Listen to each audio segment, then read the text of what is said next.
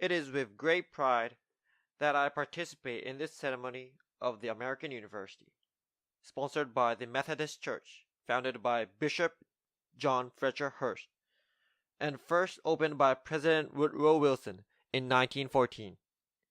Professor Woodrow Wilson once said that every man sent out from a university should be a man of his nation, as well as a man of his time.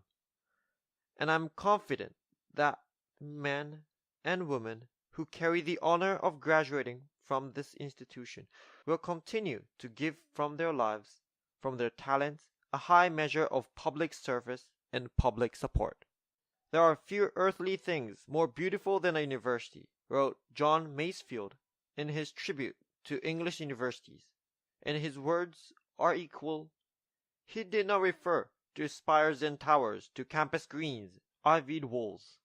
He admired the splendid beauty of the university, he said, because it was a place where those who hate ignorance may strive to know, where those who perceive truth may strive to make others see. I have, therefore, chosen this time and this place to discuss a topic on which ignorance too often abounds, and the truth is too rarely perceived, yet it is the most important topic on earth: world peace. What kind of peace do I mean? What kind of peace do we seek? Not a Pax Americana enforced on the world by American war, not the peace of the grave or the security of the slave. I am talking about genuine peace, the kind of peace that makes life on earth worth living, the kind that enables men and nations to grow and to hope and to build a better life for their children. Not merely peace for Americans, but peace for all men and women. Not merely peace in our time, but peace for all time. Today, the expenditure of billions of dollars every year on weapons acquired for the purpose of making sure we never need to use them is essential to keeping the peace. But surely the acquisition of such idle stockpiles, which can only destroy and never create, is not the only, much less the most efficient, means of assuring peace. I speak of peace, therefore, as the necessary rational end of rational men. I realize that pursuit of peace is not as dramatic as the pursuit of war, and frequently the words of the pursuer fall on deaf ears. But we have no more urgent task. We must re-examine our own attitude as individuals and as a nation.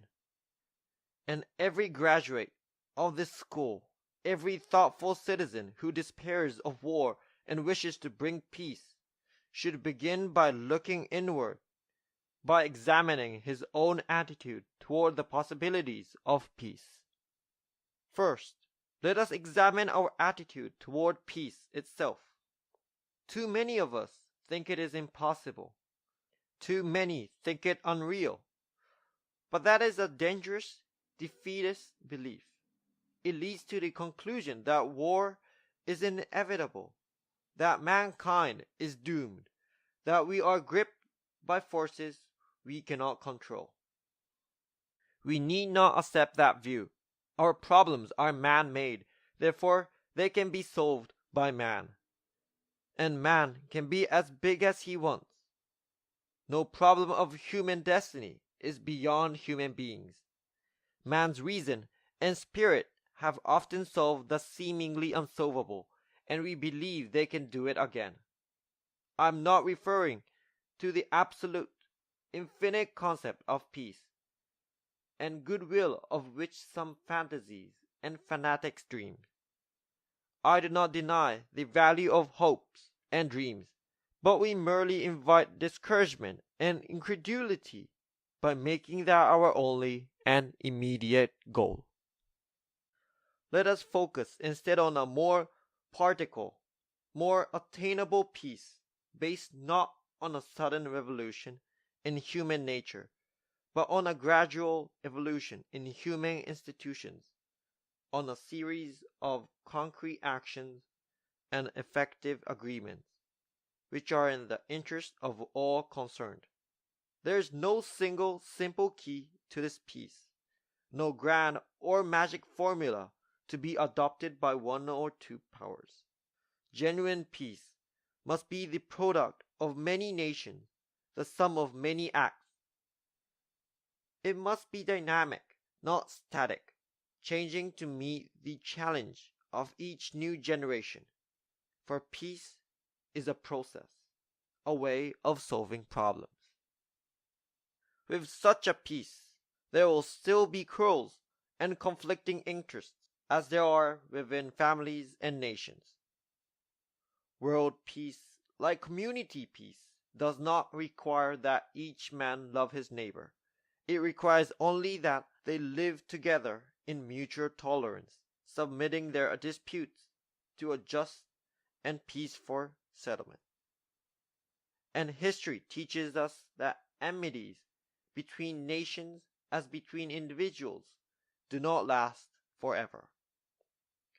However fixed our likes and dislikes may seem, the tide of time and events will often bring surprising challenges in the relations between nations and neighbors. So let us persevere. Peace need not be impracticable, and war need not be inevitable.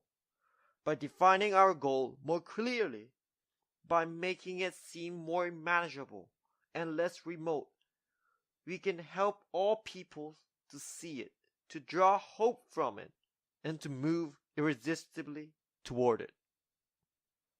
Finally, my fellow Americans, let us examine our attitude toward peace and freedom here at home, the quality and spirit of our own society must justify and support our efforts abroad. Wherever we are, we must all in our daily lives live up to the age-old faith that peace and freedom walk together. In too many of our cities today, the peace is not secure because the freedom is incomplete. It is the responsibility of the executive branch at all levels of government, local, state, and national, to provide and protect that freedom for all of our citizens, by all means within their authority. It is the responsibility of the legislative branch at all levels, wherever the authority is not now adequate, to make it adequate. And it is the responsibility of all citizens in all sections of this country to respect the rights of all others and to respect the law of the land. All this is not unrelated to world peace. Is not peace, in the last analysis, basically a matter of human rights? The right to live out our lives without fear of devastation, the right to breathe air as nature provided it, the right of future generations to a healthy existence? While we proceed to safeguard our national interests, let us safeguard human interests. And the elimination of war and arms is clearly in the interest of both. No treaty, however much it may be to the advantage of all, however tightly it may be worded, can provide absolute security against the risks of deception and invasion.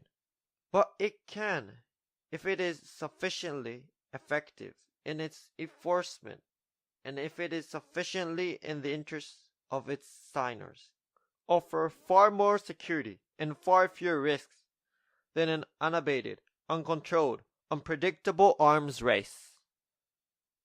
This generation of Americans has already had enough, more than enough, of war and hate and oppression. We shall be prepared if others wish it. We shall be alert to try to stop it. But we shall also do our part to build a world of peace, where the weak are safe and the strong are just. We are not helpless before that task or hopeless of its success. Confident and unafraid, we labor on toward a strategy of peace.